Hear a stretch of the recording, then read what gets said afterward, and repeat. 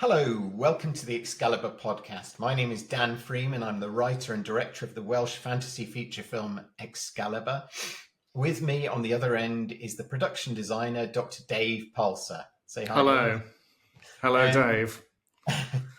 As is traditional. Well, today we're going to discuss something to do with the film. I suppose we should update you on what's happening. It's budgety stuff. I'm doing a rewrite.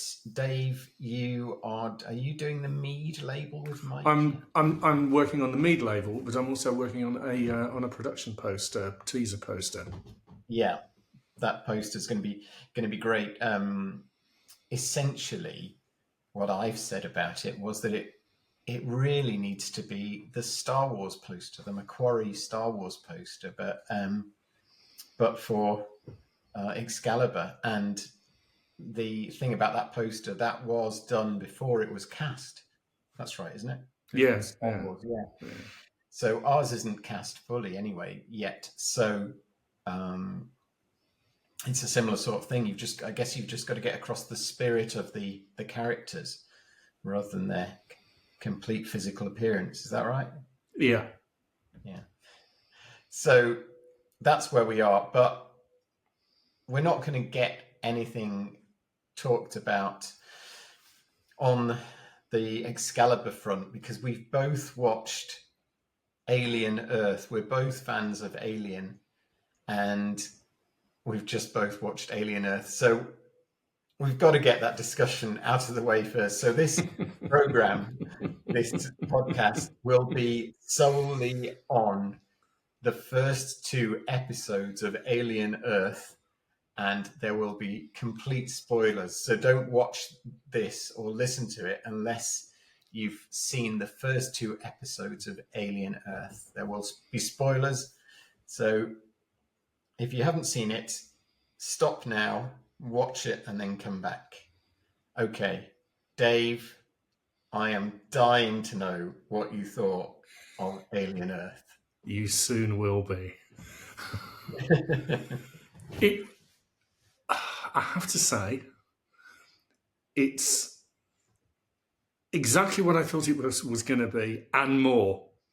Really? Yeah. Because I didn't know what it was going to be. And I loved the TV series of Fargo. It's one of the best things I've ever seen on TV. Some seasons 2 and 5, I think, were superb, although one was great too. So Noah Hawley, the writer, director, and showrunner of Alien Earth, is a potentially great, is a great writer, and I didn't know what to expect, and I was very excited because I love Alien and I love his writing. I thought in his hands it could be something very special. And having watched the first two episodes, I'm not entirely sure what I make of it. So go on. Me first. Yeah. Okay. Well, the first you want. No, I'm fascinated to know what you've got to say. I thought I did find it difficult to think what I thought of it, to decide what I thought of it, because it's strange. It has odd things like the beginning. At the beginning, you get the characters introduced to you, and I think it's Tang. The Chinese character with the bald character who's walking around eating his bowl of cereal or something. Mm-hmm. And then you get sort of flashbacks to him presumably ogling one of the other characters in their sleeping chamber. And so you sort of get introduced to these characters, and then they're kind of dispatched. It's like all the crew get killed. It's kind of just that was sort of thrown away. Then you jump to the point where the cyborg character is with Mother it's over very quickly, which is strange, particularly because with that kind of flashback thing, it felt like you were supposed to get to know these characters and care about them a bit And then I won't go on. There are strange things like that, and then there is a strange lack of narrative engine. At the end of each episode, it's like it's not really, it's not ended in a traditional way, which again could be a good or bad thing. And the main sort of ups and downs of the narrative, I think, of the drama are carried by music. So there's very ominous music, but I'm not getting the ominousness from the drama. I'm getting it from the music. So it's like, they open a door or something. And it's not because you care about a character and they're in jeopardy. It's because the music's saying, it's like Homer Simpson said, of course he's evil, listen to the music. Because it's sort of, the music is telling you this is a scary, ominous thing and not the drama. So it's an odd tone poem almost. It seems monotonal almost. It's a sort of, there's not a kind of whoops tension release. There's a sort of massive flow of lots of things going on, and I didn't find it that dramatic. And then I found odd things, like you have with that this kind of authoritative this kind of flow of images and feelings and interweaving stories. You get the occasional weird thing like a jump scare or the alien sort of shredding everyone suddenly. So but I don't think it's bad. I think it's got some. I liked Timothy Oliphant's android character, the white-haired, white eyebrowed guy, and I liked his kind of deadpan soliloquy about you used to be food and things like that. They're very, I don't know what, they just sort of seem shoved in, but I like the feel of that. So my overwhelming impression is that I don't love it yet. I don't know really what I think of it, but I'll certainly watch the rest of it. Mm-hmm. Mm-hmm. Proceed. Excellent. Well, where do I begin? This is the sort of production that I think informs my correct observance that I should not watch anything ever again. because it's Alien for the TikTok generation, right? And you've got a cast of people that you have no care or empathy for, not one. And it's so unrelentingly heavy-handed, and it's as though you've taken the previous Alien franchise from Alien through to Alien 4 Resurrection. You've made them as a list of prompts and fed them into an AI machine, and that's what's come out. Because it's just the remember berries, isn't it? I don't agree. It is. Remember when Alien was good? Do you remember that first scene? The first scene was, remember? Yes. Remember the Nostromo? I mean, how do you get out of that, though? How do you get out of the previous? Because you be brave. The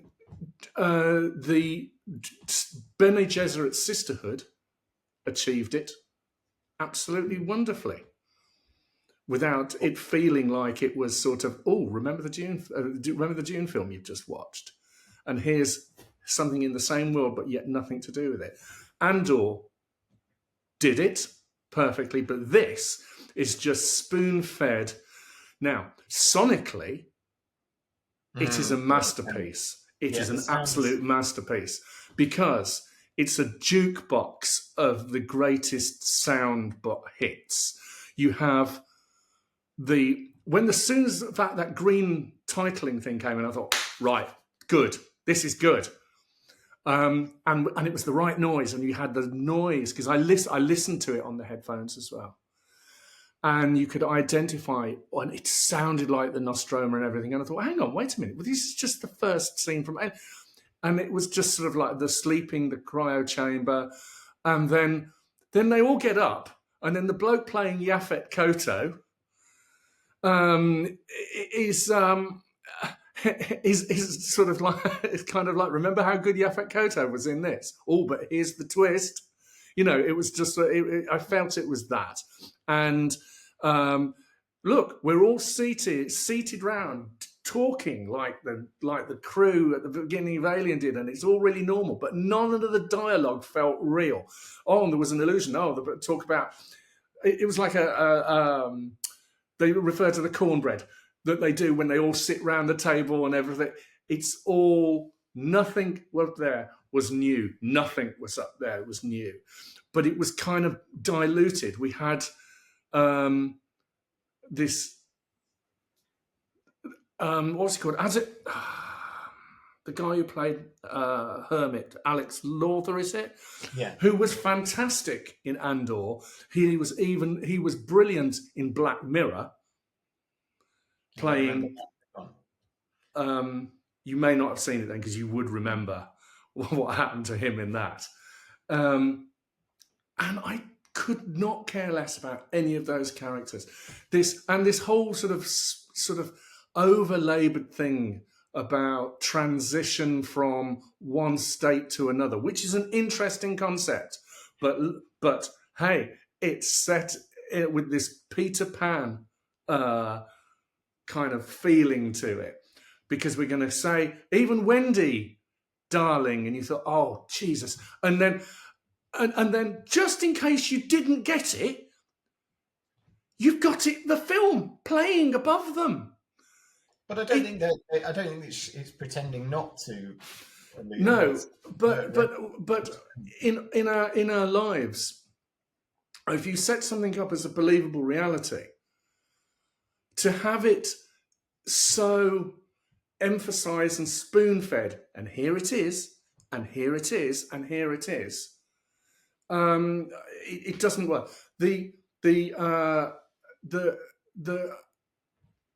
There's so many comparisons with the first film that I felt that they had to try and do, and sort of like the endless nonsensical raining sparks in episode 2 after the spaceship crashes into the Twin Towers, and it's just a sort of, remember when Brett was looking up at the chains and there was the water coming down and it looked beautiful? Well, here it is, but it sparks this time. And it was just felt, and you remember the thing that we established with the cat? And here's Jones the cat. And no, we're going to kill the cat because they killed the cat. And oh my God, it's a jelly with eyes. That thing with the scorpion in the jar, I pretty much was able to say the feed lines after everything that was said.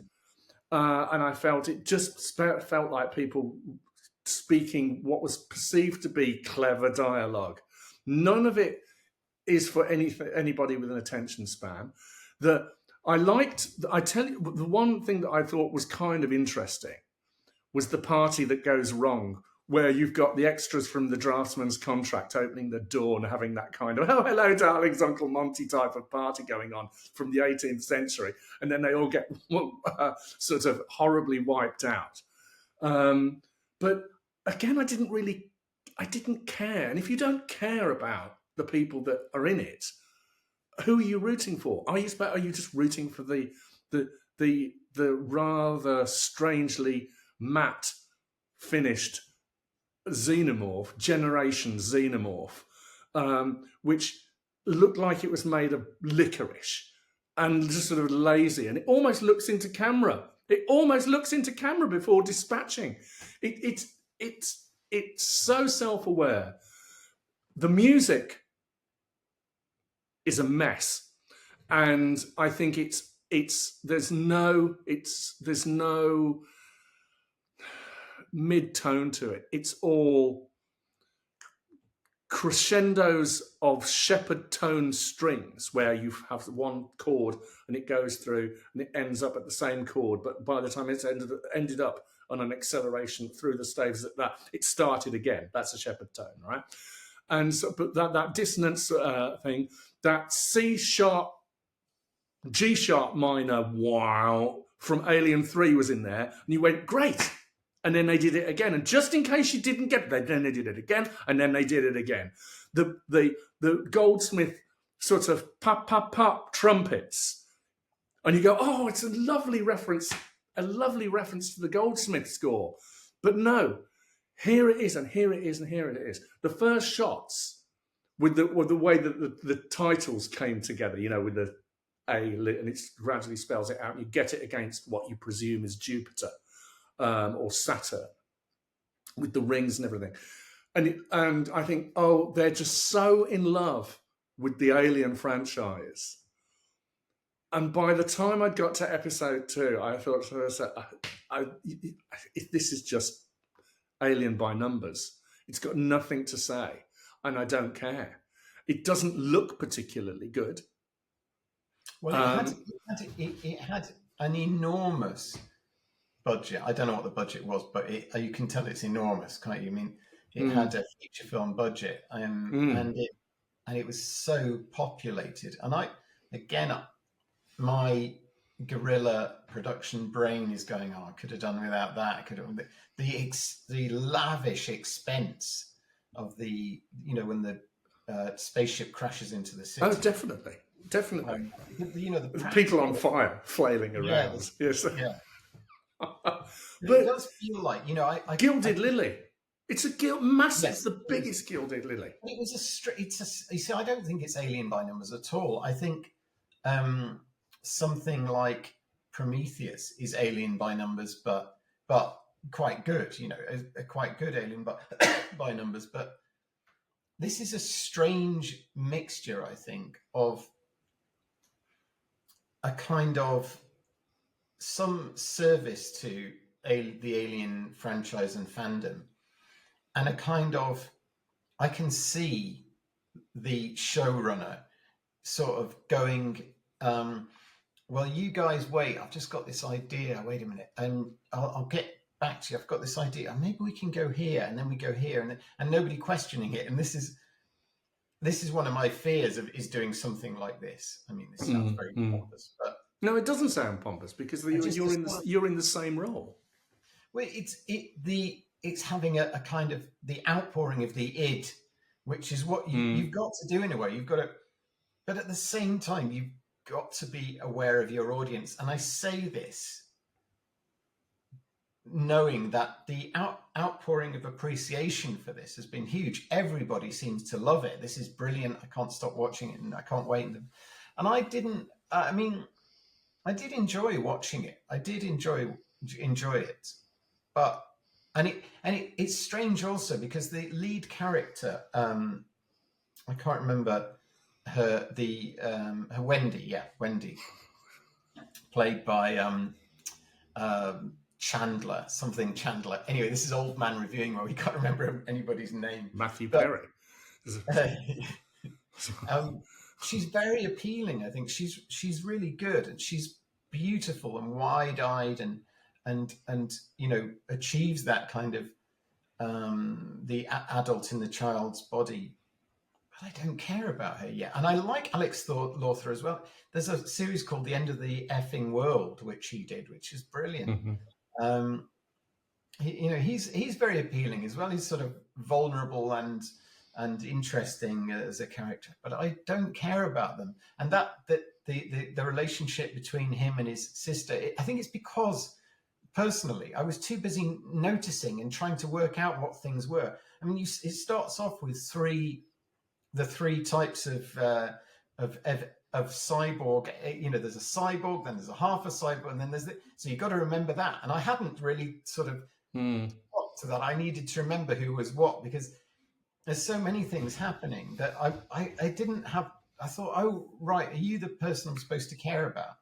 And the one I do care about is Timothy Oliphant, the white android, the white haired android.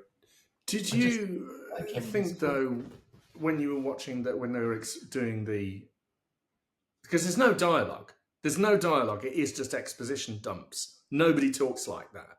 They talk like they do in those dreadful American procedurals, and where it's just it's not it's his naturalism, and it really isn't. And did you not think that when they were talking about the synth and then the hybrid and the whatever, you thought, hang on a minute, where are we in the alien canon and the universe timeline here? Are we? Where are we? Because this is 20 years before the first Alien.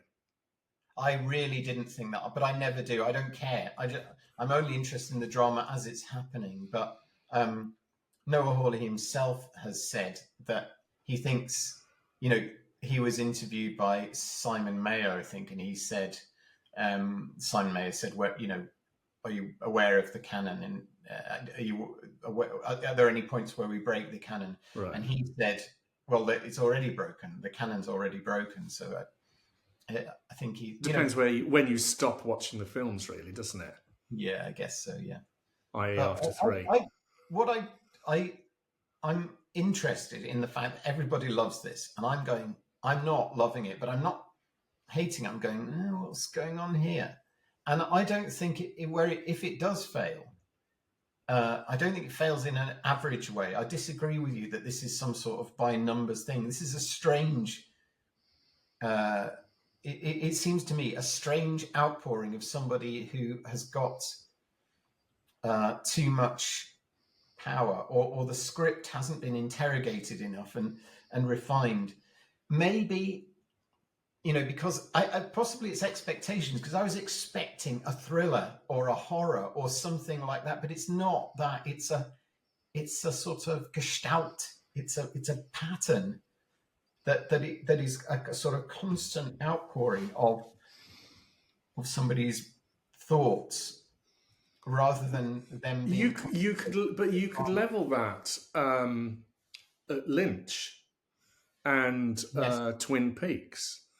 I haven't seen it, but I'll take your word for it. But That's what it the sounds like. third Twin Peaks is, I think, the best television I have ever seen, ever. My standards are quite high. I am quite picky, right? But I just watched that and just Lynch. And we should talk about. You should watch the Return, because you don't need to jump in, and we should discuss it, because it is just utterly extraordinary for one man to redefine how television is written, produced, made, and then consumed once in a lifetime is good. To do it a second time is just showed how brilliant he was. And if only they'd have said to Lynch, David, what do you think about the Alien franchise, and would you like to be on board? Can you imagine that? Because I can, and it would certainly be better than what the. You see,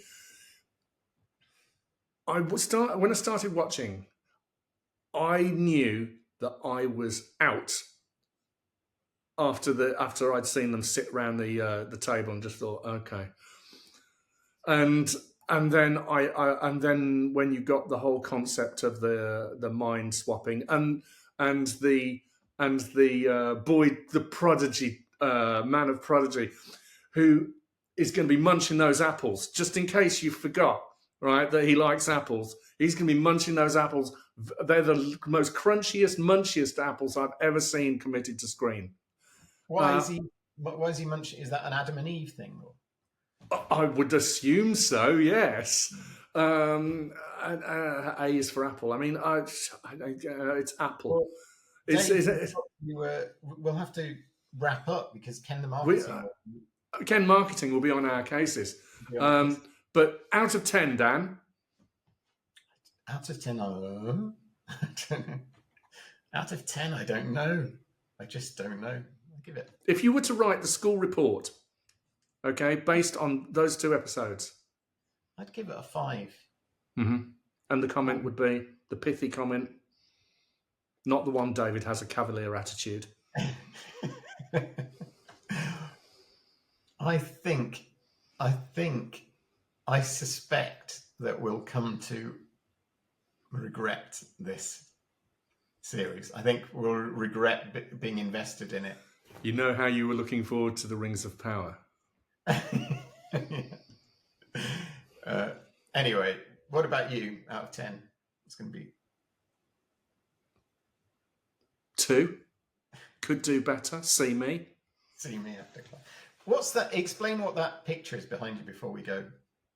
It's an artwork that I did a series of a few years ago, based on Her Majesty Queen Elizabeth II. And that's your painting, isn't it? Behind It is a painting by me, yes. Very popular. Very. £14,000 to you. There you go. Is that how much they were each? Yeah.